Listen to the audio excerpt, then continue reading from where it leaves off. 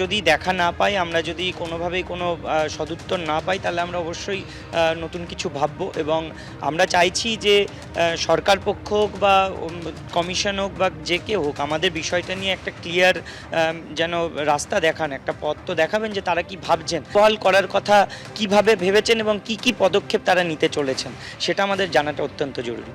অর্থাৎ চাকরিহারা শিক্ষক শিক্ষিকারা তারা পথ খুঁজতে চাইছেন, দিশা চাইছেন সরকারের তরফ থেকে এবং কমিশনের তরফ থেকে। শিক্ষামন্ত্রী ব্রাত্য বসু তিনি কি বলছেন, না এই নিয়েই তো বহুমত চাকরিহারা শিক্ষক শিক্ষিকাদের মধ্যে, ঠিক কি বলেছেন তিনি, রাখবো আপনাদের সামনে।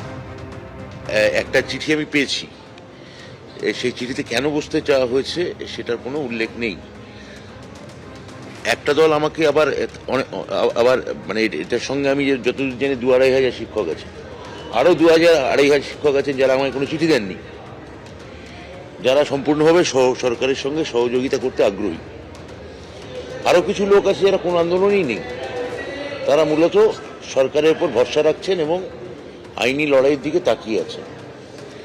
তাহলে একটা অংশ এটা নিয়ে আন্দোলন করতে চাইছেন, আমরা কিন্তু এই তিন পক্ষের ওপরই আমরা সহানুভূতিশীল।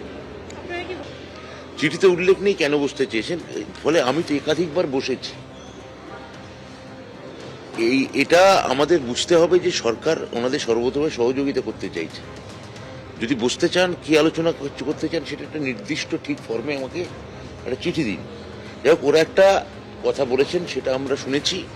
আমাদের দপ্তরের পক্ষ থেকে নিশ্চয়ই কেউ না কেউ কালকে ওদের সঙ্গে যোগাযোগ করবেন এবং একটা যে চিঠি ওরা দিতে চাইছেন সেই চিঠি ফের ঘুরিয়ে একটা ঠিকঠাকভাবে ফরম্যাটে যেতে দেন, সেটার আবেদন আমাদের সরকারের পক্ষ থেকে আগামীকাল কোনো সরকারি অফিসার নিশ্চয়ই করবেন। সরকার সহযোগিতা নিশ্চয়ই করবে, ব্রাত্য বসু শিক্ষামন্ত্রী তিনি বলছেন। কিন্তু তিনি ঠিক কি বোঝাতে চাইলেন, যে এক পক্ষ রয়েছেন সরকারের ওপর তারা আস্থা রাখছেন, কিন্তু আরেক পক্ষ আন্দোলন চাইছেন।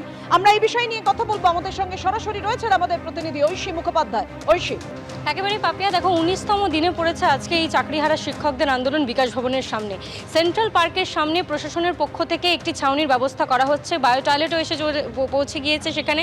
তারা কবে স্থানান্তরিত হবে সেই নিয়ে প্রশ্ন করলে তারা বলেছেন পর্যাপ্ত পরিকাঠামো হলেই আমরা এখান থেকে সরে যাব। তবে এই মুহূর্তে তাদের শিক্ষামন্ত্রীর প্রতিক্রিয়ার প্রতি বক্তব্যের তারা কি বলছেন সেটা তাদেরকে জিজ্ঞেস করব।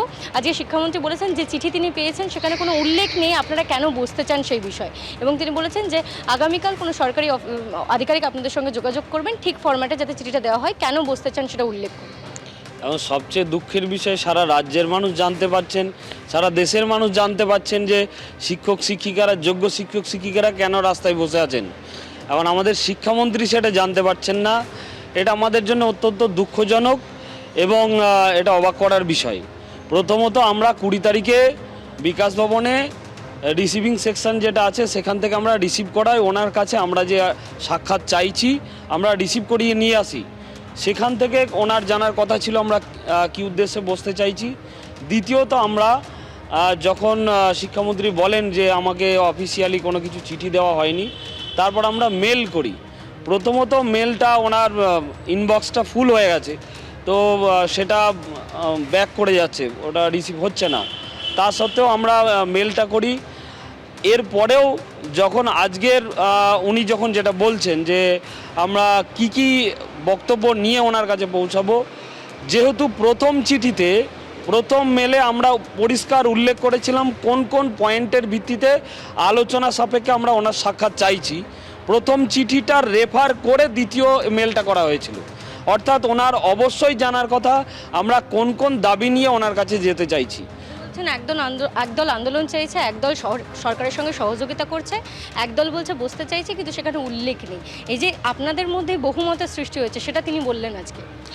দেখুন, দল যেই হোক না কেন, সরকারের সহযোগিতা বা সরকারের বিরোধিতা, মূলত প্রত্যেকের বক্তব্য একটাই যে রিভিউয়ের মধ্য দিয়ে আমাদের সমস্ত যোগ্য শিক্ষক শিক্ষিকা ও শিক্ষাকর্মীর চাকরিটাকে ফিরিয়ে নিয়ে আসার দায়িত্বটা নিতে হবে। সরকার সেই দায়িত্ব নেওয়ার কথা বলেছে। সুপ্রিম কোর্টের পক্ষ থেকে বলা হয়েছে যে 31শে মের মধ্যে বিজ্ঞপ্তি জারি করতে হবে, এবং যদি প্রথম থেকে আবার পরীক্ষা তাদেরকে দিতে হয় তার আগে আলোচনা করতে হবে সরকার পক্ষকে আন্দোলনকারী শিক্ষকদের সঙ্গে, এমনটাই তারা জানাচ্ছেন। পাপিয়া, ধন্যবাদ তোমায়।